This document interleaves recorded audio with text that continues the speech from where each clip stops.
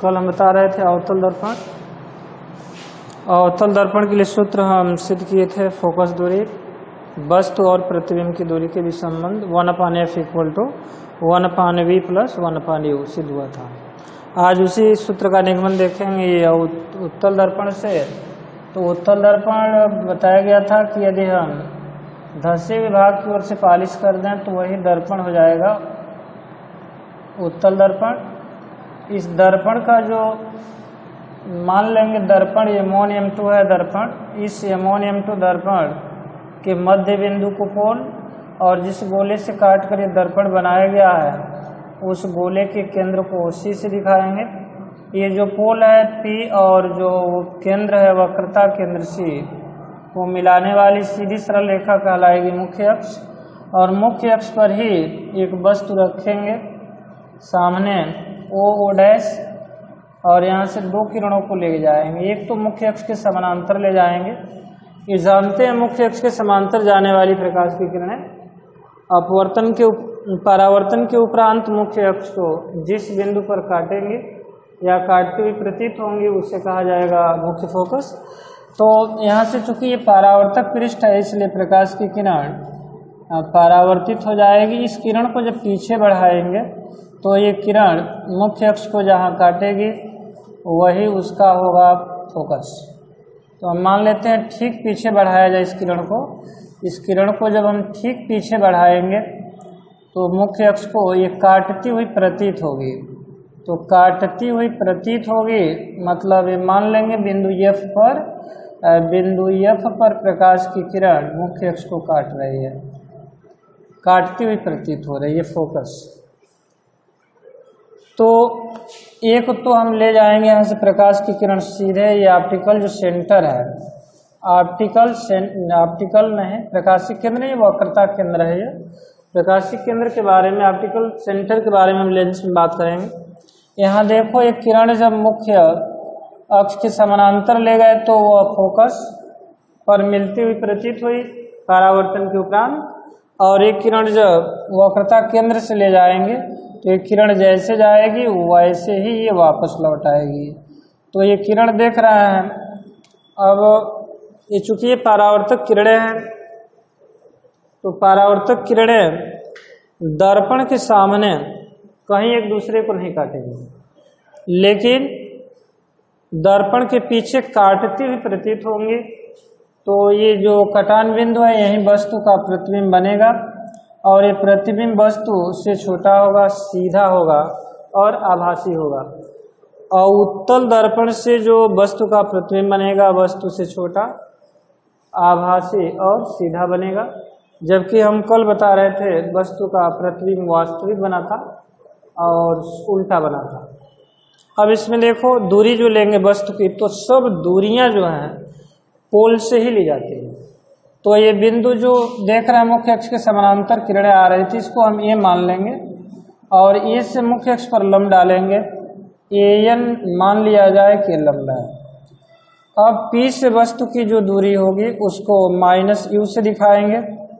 P से जो F होगा जिसे हम फोकस कहते हैं वो माइनस नहीं +f, जहाँ प्रतिबिंब बना है ये प्रतिबिंब माना गया है II' प्रतिबिंब बना है तो प्रतिबिंब की जो दूरी होगी पोल से ध्रुव से वो +v और जो सेंटर होगा केंद्र होगा वक्रता केंद्र वहाँ से दूरी हम मान लेंगे +r। अब इसमें देखो ध्यान देना, इसमें विशेष ध्यान देना। समकोण त्रिभुज लेंगे तो समकोण त्रिभुज तो दिखाई दे रहा है। यदि हम त्रिभुज लें OO' और एक II' ले लें तो ये दोनों त्रिभुजों का दो कोण समान होगा। ये कोण C तो भयनिष्ठ होगा और ये कोण जो है 90 डिग्री की। तो किसी भी त्रिभुज में दो कोण जब बराबर हो जाते हैं तो किसी भी त्रिभुज में दो कोण बराबर तो त्रिभुज समकोणिक मतलब सर्वांग समहोंगे। अब इसमें देखो त्रिभुज, इसमें ध्यान देना, त्रिभुज OO'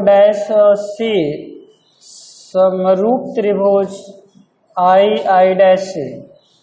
तो समरूप त्रिभुज में होता है कि संगत भुजाओं का अनुपात बराबर होता है तो इस त्रिभुज में देखो ओ डैश जो है उसकी संगत भुजा है आई आई डैश, तो ओ डैश बटे आई आई डैश करेंगे तो अब ओ डैश बटे आई आई डैश, तो ध्यान दो अब ओ डैश की भुजा है तो हम सी ओ लेंगे, तो यहाँ सी ओ कर लेते हैं और अपान आई आई डैश सी में जो सी ओ की संगत भुजा है वो सी आई है, ये हो गया सी आई, और यह बराबर देखो सी ओ तो हमें मालूम है, सी ओ की जगह पर तो हम लिख सकते हैं, लेकिन सी आई का मान ध्यान दो, सी आई देख रहे हैं फिगर में सभी लोग, सी आई का मान हम बतलाने के लिए क्या करेंगे, किसमें से किसको घटाएंगे, सी ओ अपान सी आई के जगह पर ध्यान दो, सी से आई कितना है ये देखना है, तो सी से जो पी है प्लस आर है, तो इस आर में से किसको घटा दें, पी आई को घटा दें, तो ये आई सी का मान हमें मालूम होगा, तो किस में से किसको घटाया जाए, सी आई का मान निकालने के लिए, तो सी पी माइनस हो जाएगा, C P minus C P में से आई पी को घटा दिया जाए, आई पी, ये हुआ समीकरण नंबर 1। अब इसमें ध्यान देंगे एक और त्रिभुज है, और वह त्रिभुज है विशेष ध्यान देंगे, इसी प्रकार त्रिभुज देखो ए एन जो देख रहे हैं एफ, और फिर आई आई डैश एफ, ये दोनों का ये कोण उभयनिष्ठ है और ये कोण 90 डिग्री के हैं, इसलिए दोनों कोण क्या होंगे, ये भी समरूप होंगे। इसी प्रकार त्रिभुज ए एन एफ समरूप त्रिभुज आई आई डैश एफ में देखो ये भुजा जो ए एन है और ए एन अपान क्या करेंगे, आई आई डैश, और यह बराबर होगा, तो ए एन बटे जब आई आई डैश हुआ है तो इसमें ध्यान दो एन एफ भुजा लेंगे बड़े त्रिभुज में, तो यह एन एफ और अपान जो छोटा त्रिभुज है उसमें है आई एफ। चूंकि ध्यान दो, चूंकि यह पी एन जो है दूरी वह अन्य सभी दूरियों से सूक्ष्म है, चूंकि P N is much less than O P, या हम इसको सी पी भी लिख सकते हैं, इसलिए एन को पी पर माना जा सकता है, एन को पी पर मान सकते हैं, पी पर मान सकते हैं। अब ये बताओ इसमें जब p को n पर मानेंगे तो n नहीं रहेगा, तब क्या होगा यहाँ, या en बराबर तो हम ओ डैश मान लेंगे, तथा ध्यान दो तथा इसमें जो समांतर रेखाएं हैं उनके बीच की लंबवत दूरी हर एक जगह बराबर होती है, तो an की जगह पर हम ओ डैश लिख लेते हैं अपान आई आई डैश, और nf तो nf, तो उसके जगह पर तो हम pf लिख सकते हैं क्योंकि n को p माना गया है, और if देखो if का मतलब pf में से घटाना पड़ेगा, ये जो if देख रहे हैं pf में से किसको घटा दिया जाए, pf में से pi को घटा दिया जाए माइनस ip, या ध्यान देंगे अब इसमें मान हम रख सकते हैं, लेकिन इसको हम समीकरण नंबर 2 मानेंगे, समीकरण नंबर हुआ 2। अब बता सकते हैं कि समीकरण नंबर 1 और समीकरण नंबर 2 का ये जो लेफ्ट साइड है वो सेम है, इसलिए दोनों बराबर होंगे, समीकरण 1 बराबर 2 से समीकरण नंबर 1 बराबर 2 से, तो समीकरण नंबर 1 बराबर 2 से जब करेंगे तो देखो C O upon C P minus I P, और ये बराबर हुआ P F upon P F minus I P. अब इसमें बता सकते हैं कि CO दिखाई दे रहा है, CO कितना है। तो C से O तो -U भी है प्लस R भी है, दोनों मिलकर है वो।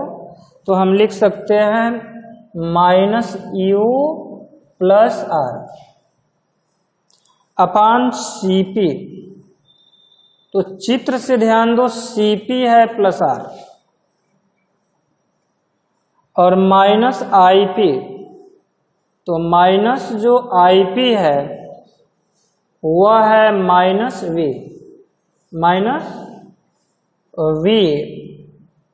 और यह बराबर PF प्लस F है फोकस दूरी, और PF में देख रहे हैं फिर ये प्लस F माइनस IP का मान, तो माइनस IP है -V, IP देख रहे हैं -V। अब R जो है फोकस दूरी के दोगुने के बराबर होता है। फोकस दूरी F वक्रता त्रिज्या में संबंध होता है। तो R के जगह पर 2F लिखेंगे, -U प्लस 2F और अपान यहाँ plus 2F -V equals two plus F अपान F -V। अब इसमें देखो F का इसमें हम गुणा करेंगे, तिर्यक गुणा, तो ये हो जाएगा 2F का स्क्वायर -VF इक्वल्स टू, अब F का इन दोनों में गुणा करेंगे तो -UF प्लस 2F स्क्वायर, फिर -V का गुणा करेंगे तो -2FV, और माइनस माइनस तो प्लस हो जाएगा UV। अब इसमें देखो कि 2F स्क्वायर से 2F स्क्वायर कैंसिल होगा, कट जाएगा। और समीकरण जो है ये माइनस है VF, और वहाँ देख रहे हैं कि उधर जाकर वो प्लस हो जाएगा, बोलो तो प्लस होगा तो, लेकिन 2 होगा ना, हाँ 2 है ना, ये 2F भी माइनस ये होगा, ये -2FV होगा, ध्यान देंगे। अब इसमें क्या करेंगे कि उधर जब जाएगा तो प्लस होगा, अब प्लस होगा तो उसमें प्लस माइनस तो घटाएंगे। अब इधर हुआ -UF -FV और प्लस UV इक्वल्स टू ये 0 हुआ। इस समीकरण में यदि भाग दे देते हैं UVF से, देखो UVF से भाग देने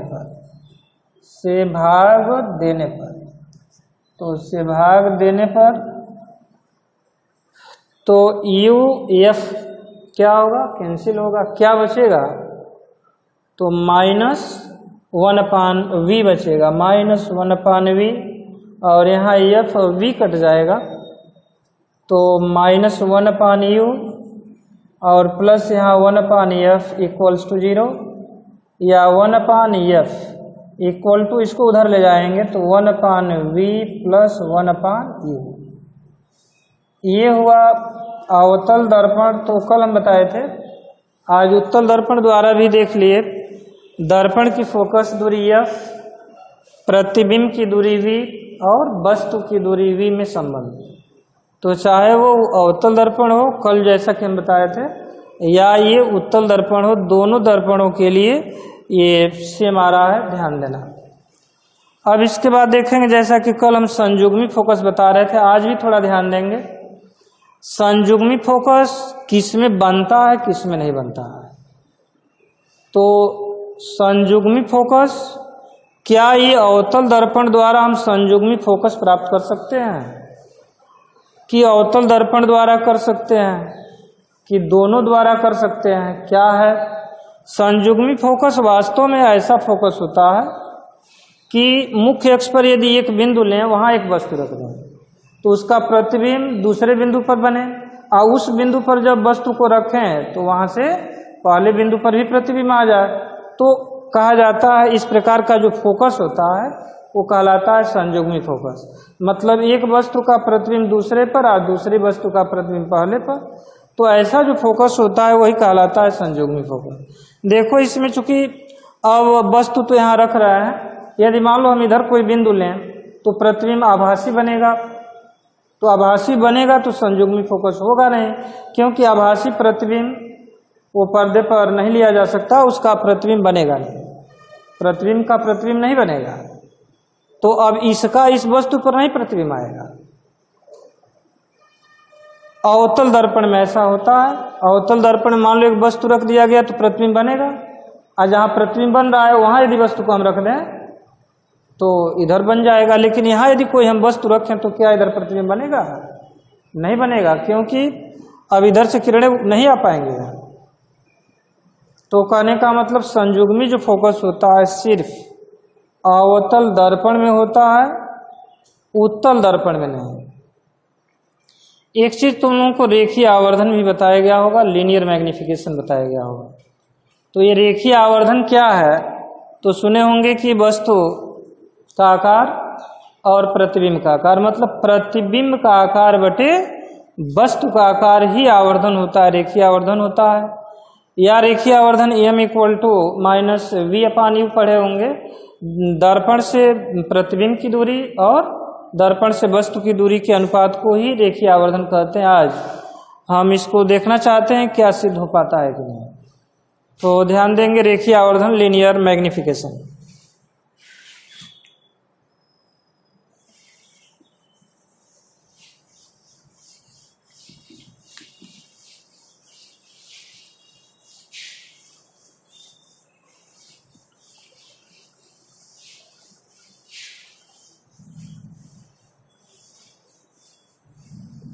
लीनियर मैग्निफिकेशन विशेष ध्यान देना।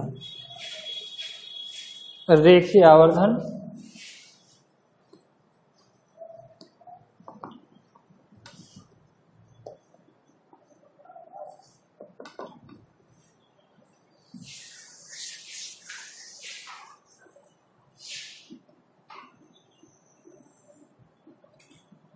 माना m1 व m2 एक क्या है? तो अवतल दर्पण है।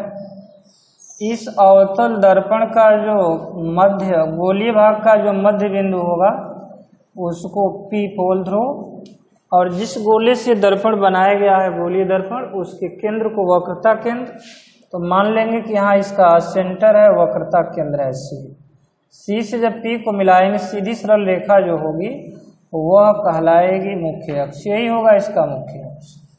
और मान लेते हैं यहाँ कोई वस्तु है, इस वस्तु का नाम तो हम O' दे रहे हैं, लेकिन इसका +y2 मान लेंगे, चाहे y1 मानेंगे, जो कुछ मानना है मान सकते हैं।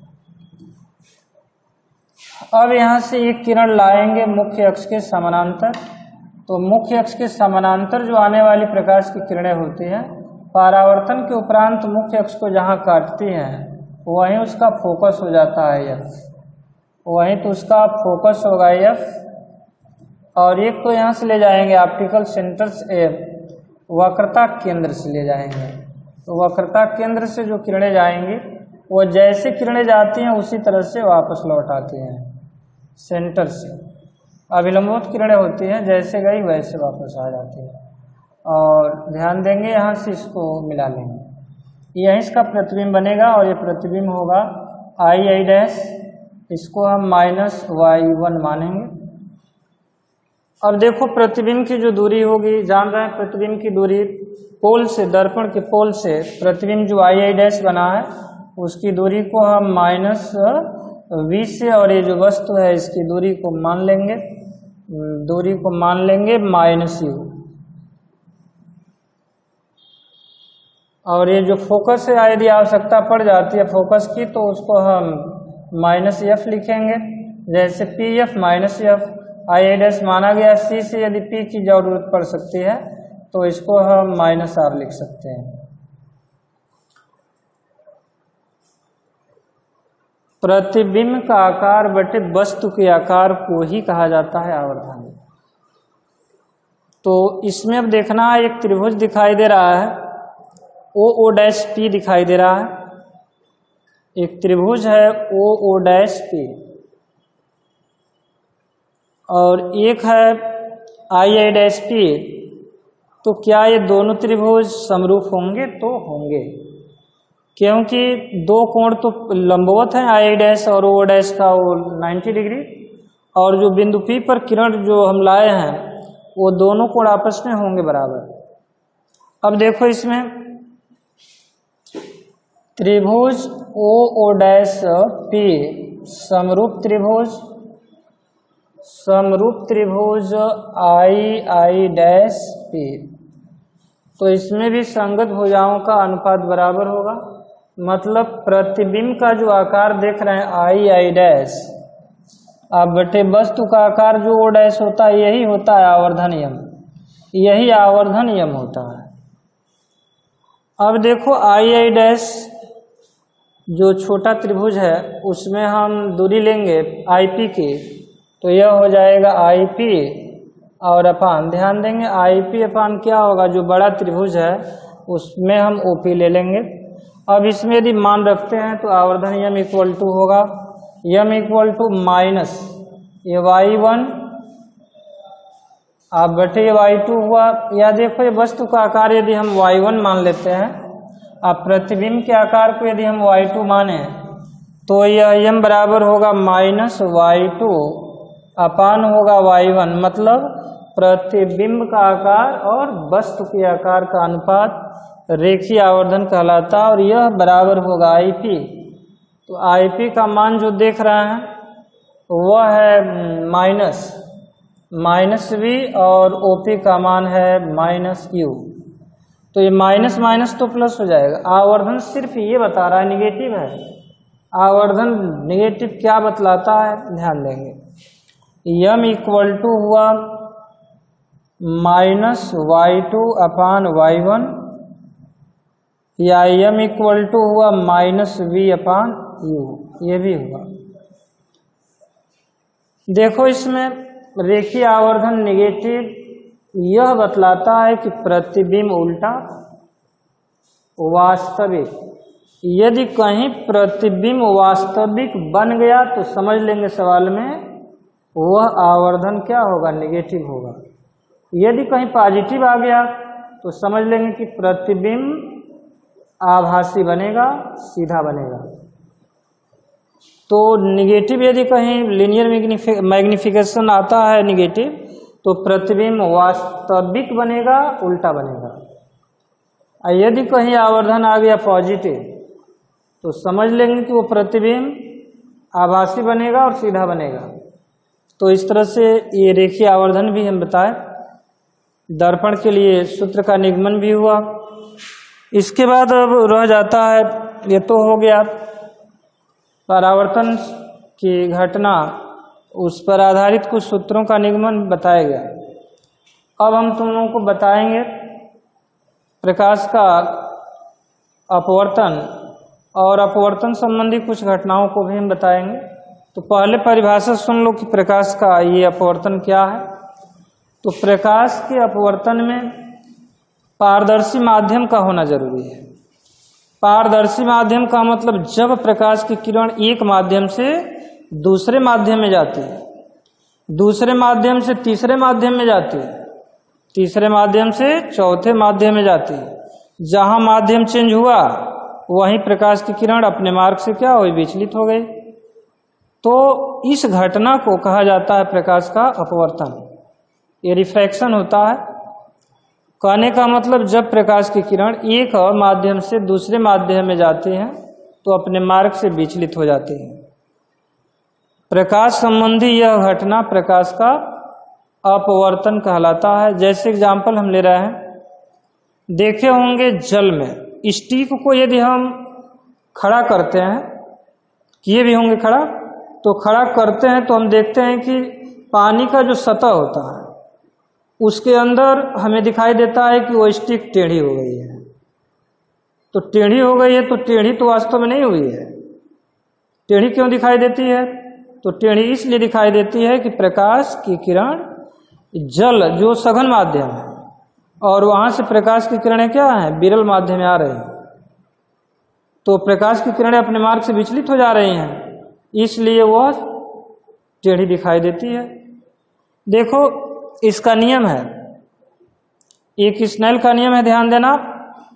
और इसमें अपवर्तन की जो घटना है बता रहे हैं, बातें तो इसमें बहुत है, अभी हम फिगर द्वारा व्याख्या कर रहे हैं, क्वेश्चन भी इस पर आएगा। देखो प्रकाश का अपवर्तन, प्रकाश का अपवर्तन,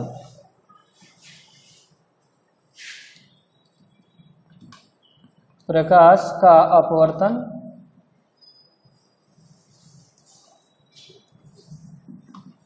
रिफ्रैक्शन ऑफ लाइट, ध्यान देंगे। अभी हम बता रहे थे, देखो ये दो माध्यमों को अलग अलग करने वाला पृष्ठ है। दो माध्यमों को अलग अलग करने वाले पृष्ठ को पृथककारी पृष्ठ कहा जाता है। और इस पृष्ठ पर कोई बिंदु लिया गया है जहां से एक अभिलंब मतलब 90 डिग्री का एंगल बनाता हुआ ये अभिलंब है, अभिलंब, और इसको कहा गया आपतन बिंदु। एक किरण एक माध्यम में आ रही है तो इसको तो आप आपतित किरण कहेंगे। आपतित किरण, जैसा कि हम बताए थे, आपतित किरण और अभिलंब के बीच एंगल बनता है वो आपतन कोणाई कहलाता है। तो यह किरण जब इस पृथककारी पृष्ठ पर आती है किरणें, तो दूसरे माध्यम में चली जाती है। इस किरणें तो बिल्कुल सीधी सरल रेखा में चलती हैं, लेकिन ये माध्यम दूसरा है। देखो यदि पहला माध्यम हम विरल लेंगे तो दूसरा माध्यम सघन होगा, यदि दूसरा माध्यम विरल लेते हैं तो पहला माध्यम सघन होगा। तभी एक प्रकार के माध्यम से दूसरे प्रकार के माध्यम किरण गई। मतलब इसको हम मान लेते हैं कि विरल माध्यम है, विरल माध्यम, विरल माध्यम मतलब वायु। और इसको मान लेते हैं कि सघन माध्यम है, सघन माध्यम का मतलब इसको हम जल मानते हैं। ये जल है, वाटर है, ये पहला है माध्यम और ये है दूसरा। ये एयर है और ये क्या है, वाटर है।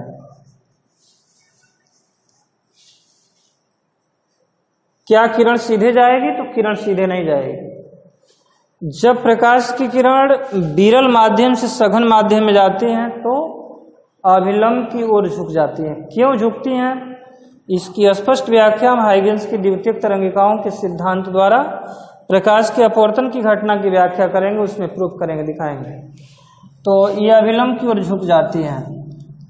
तो ये हो गया अपवर्तित किरण, अपवर्तित किरण, और अभिलंब के बीच जो आर होगा ये अपवर्तन कोण होगा। देखो आई का मान आर से सदैव बड़ा है या R is less than I. कहने का मतलब विरल से सघन में जब प्रकाश की किरणें जाती हैं अभिलंब की ओर झुक जाती हैं। इसका उल्टा यदि विरल से सघन से विरल में गई तो अभिलंब से दूर हट जाती है। अब बताओ, इसमें स्नेल का जब नियम लगाएंगे अपवर्तन की घटना तो जान गए, जब प्रकाश की किरण एक माध्यम से दूसरे माध्यम में जाती है तो अपने मार्ग से विचलित हो जाती है, या तो अभिलंब की ओर झुकती है, नहीं तो अभिलंब से दूर हट जाती है। यही घटना है प्रकाश का अपवर्तन।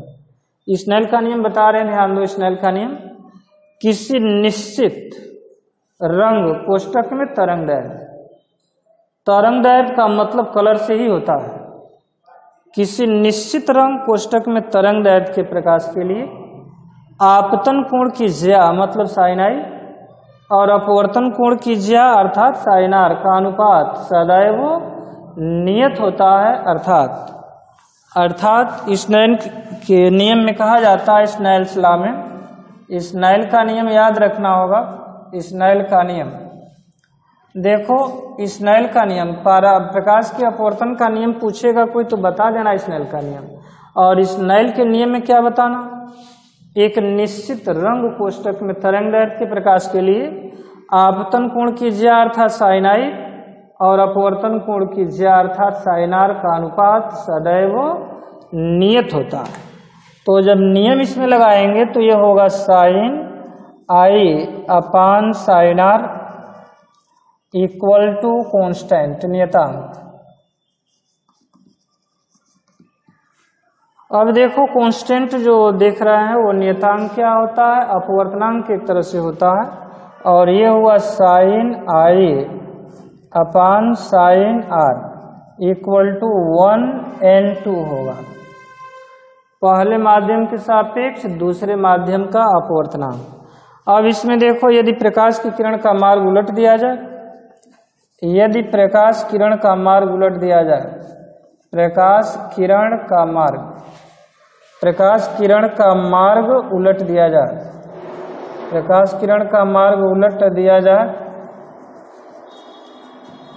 दिया जाए तो बताओ, अब वही आर जो देख रहे हो क्या हो जाएगा, आई का काम करेगा, मतलब ये हो जाएगा साइन आर, और आई जो है तब वो आर का काम करेगा, मतलब ये आर आपतन कोण हो जाएगा और आई परावर्तन कोण हो जाएगा, अपवर्तन कोण हो जाएगा, साइन आर अपान साइन आई, और यह हो जाएगा तब 2n1 होगा दूसरे माध्यम के सापेक्ष पहले माध्यम का अपवर्तनांक।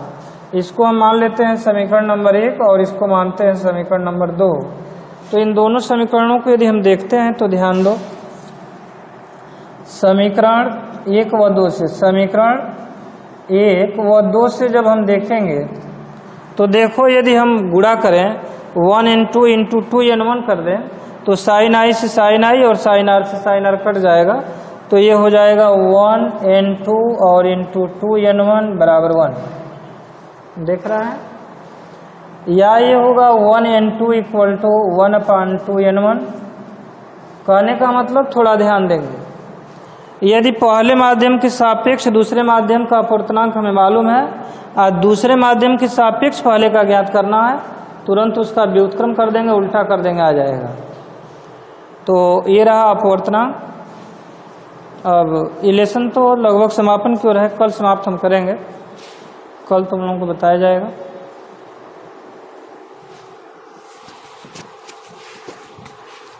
इसमें क्वेश्चन सभी लोग लगा लेंगे, इसको आप तो कै मिनट हुआ है देखिए।